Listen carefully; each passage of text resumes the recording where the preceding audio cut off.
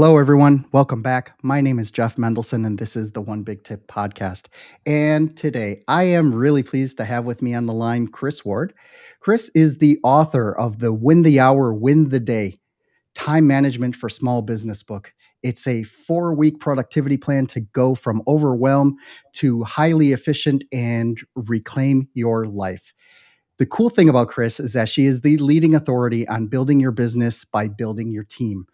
She helps entrepreneurs create their win team, which is the what is next team, using her signature super toolkits so that you can get your idea to execution and make your ambitions come alive.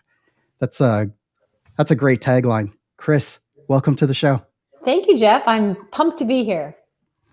Thank you so much for joining me. Can you please take a moment to tell us a little bit about yourself and how you got to where you are today?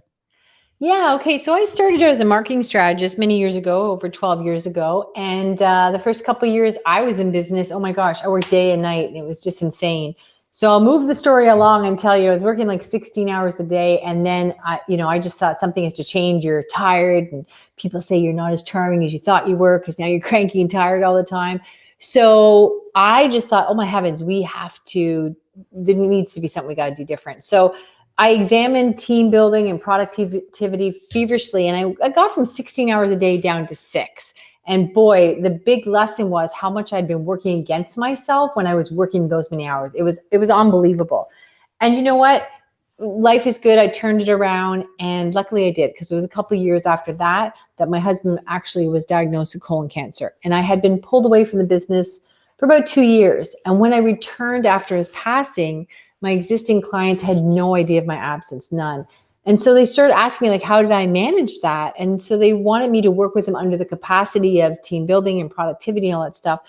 And so I did. I started working with them, and they started getting evenings and weekends off. And as my clients tell me all the time, they get like 25 hours back a week the first month they work with me.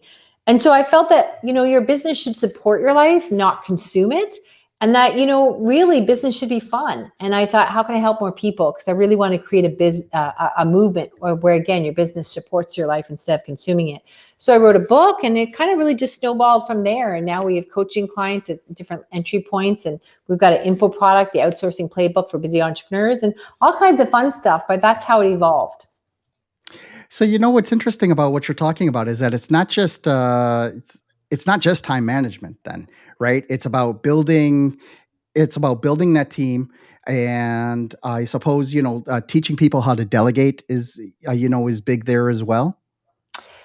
I think it's even bigger than that. So it's kind of, I always compare everything to fitness, because everybody at some point is wanting to lose 5 pounds. So maybe you key in like, oh, I want to lose 5 pounds. And then you never thought to key in nutrition, right? So time management sometimes is a gateway where people find me.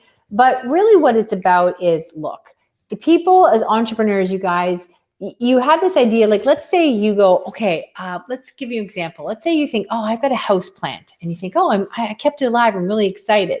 And then you think, I'll get another one. That's awesome. And then you think, should I be a farmer? But the the yield is so big.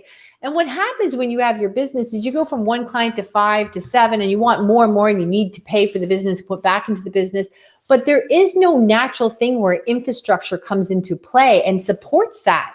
And so sometimes you think, well, I need a virtual assistant, but then you take work off your desk, dump it on theirs, and there's somebody you have to manage. Where we created what we call the 60-40 win formula. You should be in creation mode 60% of the time, and the web and admin mode 40% of the time, where most entrepreneurs are in the web of admin 80-90% of the time, saying, oh, I'll do that thing I have to do after I'm done work tonight at 6, 7, 8 o'clock at night. And really, all an entrepreneur is someone that gets ideas to execution. And in order to do that, you have to have strategies in play where you have a win team versus just having help or being a sufferpreneur and doing it yourself. A sufferpreneur. That is one I haven't heard yet, right? Because that's literally what happens when you overburden yourself with too much work, when you think that, when superhero syndrome comes into play, that you think that you're the only one who can actually make this thing work for you, right? And if you're not effective at delegating and you're not effective at setting up processes and you're not effective at setting up teams, then you're right, you will be suffering, right? And you know what? You shouldn't be effective because whatever you're doing is your zone of genius. This whole thing that I do is a whole nother career. It's a whole nother career. And that's what I want people to understand. It doesn't just fall into play, but it's a whole nother career. And what I also talk about the 3 Ds, damaging overhead, diminished opportunity, and delayed income. And so when you think, okay, I mean, I don't even buy in that most entrepreneurs don't know how to delegate. I think they're just too busy. They can't see, like, they can't look up to delegate, and they have no one to delegate to. They don't understand, like, oh, once I make a certain amount of money, then I'll get help. No, you'll never get there. You won't get to the top of the mountain if you don't have a team helping you get there. You just won't. Any successful business in the history of mankind, they had a team. Where would we be if Steve Jobs was spent, an extra 10 years in the garage? It just wouldn't be, right? So damaging overhead is when, let's say, keep it simple. You say, all right, you know what? I can sell my package for $100. Well, then when you're doing that admin work in the web of admin at 7, 8 o'clock at night, you're charging your company $100 because that money you could be bringing in and you're not. So you think you're saving money and doing it yourself. You're billing your company money that you would never pay for. You would never pay somebody $100 to do that basic admin work. That's amazing. That's an amazing way to think about it. Let's talk about how you can manage this 60% creation and 40% admin. I think that's first of all, I think that's a really interesting. It's an interesting ratio, right? I think that some people would even challenge you, like, oh, you got to be creating even more, or you got to be creating, or you need to be adminning like even less, like however they want to spin it. How do you come up with what the what the exact formula is? Not just, like in general. I mean, that what we're talking about here is a framework, but how do you help entrepreneurs figure out what is the correct formula for them and also help them implement it?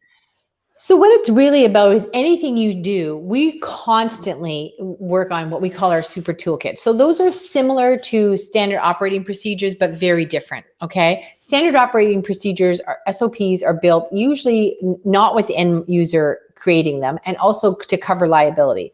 With a super toolkit, what it really does is allow you to compress whatever you're doing. And we use the Q thing that we set up, the Q program, create, use, and edit. So we're always taking steps like 12, 15 steps. Can we get it down to 8? Can we get it down to 7?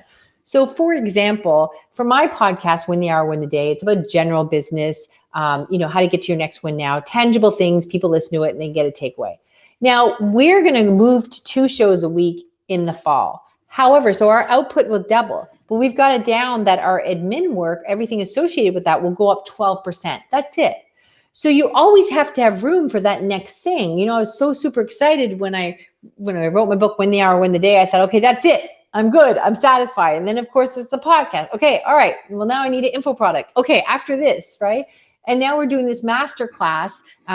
It's a group coaching that offers so many different things that we've never been able to do before. And it's going to be a lower entry point financially so that people, really all sorts of people, can work with us, be in the hot seat, get Q&A, and learn how to hire and create your win team.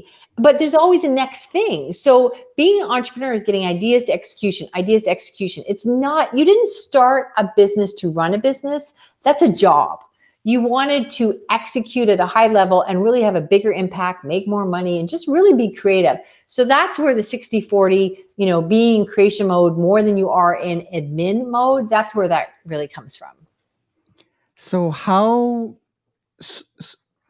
do you translate then the admin stuff, right? Because that's something that's usually hard, I would say harder for people to be able to pass off, right? Because obviously no one can write as well as I can. Nobody can make a WordPress site as fast as I can.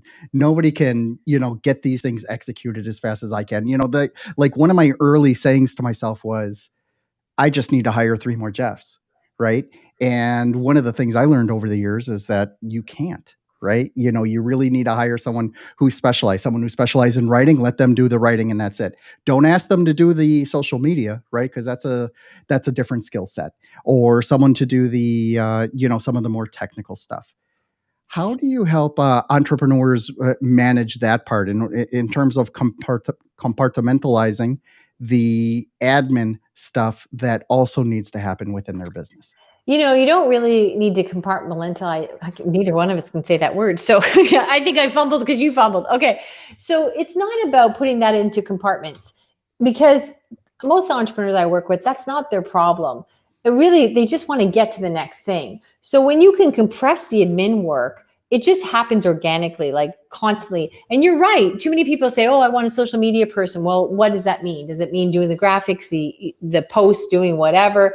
There's so much to that. Now, I'm also a big advocate of keeping your team very lean. So we do a lot, as I listed all the things we do. And I have a team of 4 plus a student, which, by the way, you guys, we have had 40 students. This year we've had 8. No, sorry.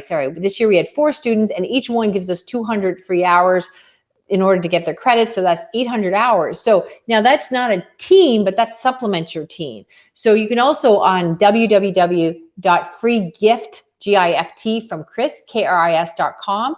I have this guide, the ultimate guide to getting a co-op student 200 free hours. It's amazing. So you can get that. So the point is, it's not about putting those things in compartments. It's about getting junk out of your way so you can get to the next thing.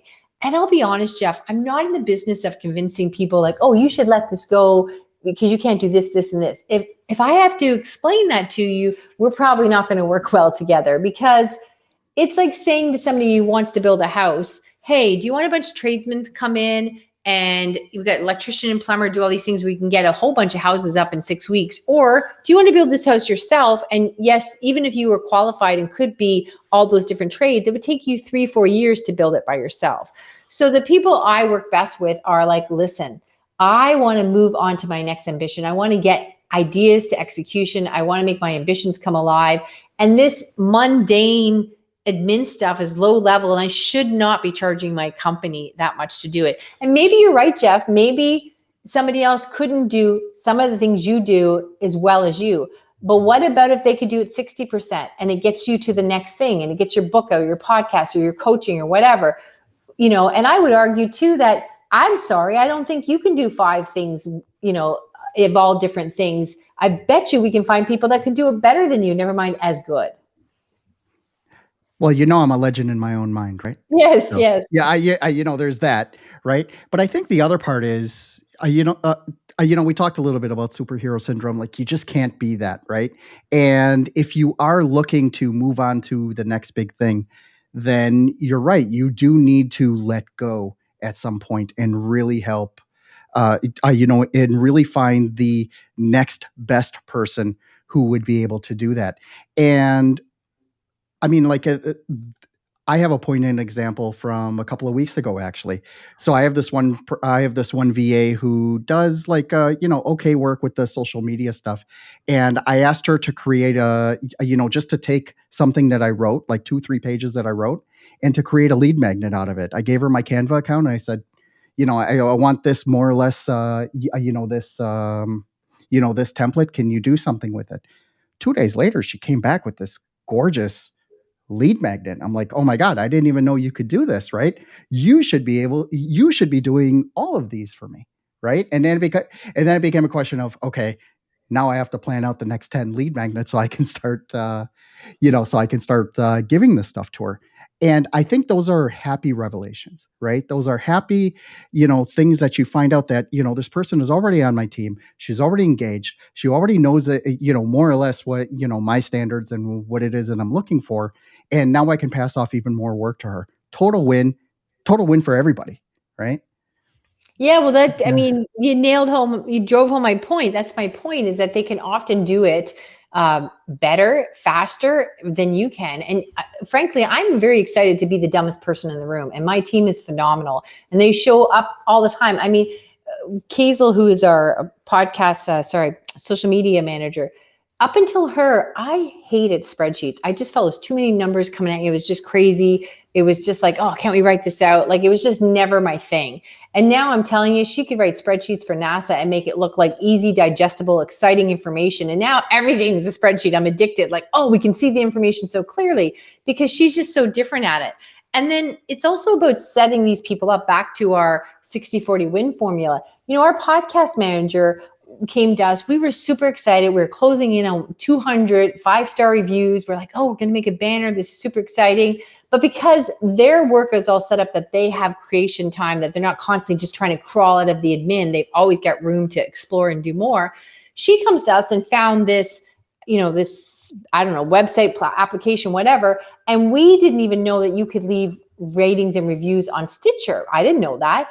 And so all of a sudden we had 900 5-star reviews that we were excited trying to get to 200. We had 900, which, by the way, just so you know, I'm a very flawed human being. Then I was like, damn, we're so close to 1,000, right? So a minute ago, I was excited about 200. But she found that. I didn't ask her to do that. It wasn't a research thing. And then I went to the podcast community. They're like, oh, we didn't know of this link. And I looked like everybody's hero. So that's the whole thing is I'm not just giving her work, put it on her desk like a parentified system where the corporate world is, or like a school teacher thing. The setup, how we set up the win team, the what is next team, really generates them like a rising tide lifting all ships. It generates them moving me forward. Amazing. That is such an amazing analogy, just to recognize it and to visualize that win, that really does exemplify the great work that you're doing, with your book, with your podcast and all that. So yeah, that's just awesome. So, Kris, can you please let everyone know how they can learn more about you and how they can reach out to you directly if they want to learn more? Yeah, I mean, anywhere, any of the socials, tell me you heard me on this fantastic podcast and we'll be fast friends. And right now I would encourage you and invite you to join the community. We just started a group in Facebook because we're launching this masterclass, which we've never done before. And because we haven't done that, there's a free masterclass. You can learn all kinds of really great takeaways. And then if you so choose, we've got this Stop Working So Hard masterclass where we're throwing in all kinds of spectacular goodies that we won't be doing months down the road when it's less new. So this is the time. So, reach out to me anywhere, LinkedIn, all that places, and just say, hey, you're a friend of Jeff's and you'll be a friend of mine. Amazing stuff. Kris, thank you so much for joining me today. I love talking about this stuff. I love getting different perspectives on how to be more efficient and how to make your business better. And I think you really nailed it. So thank you so much for joining me today. Thank you for having me.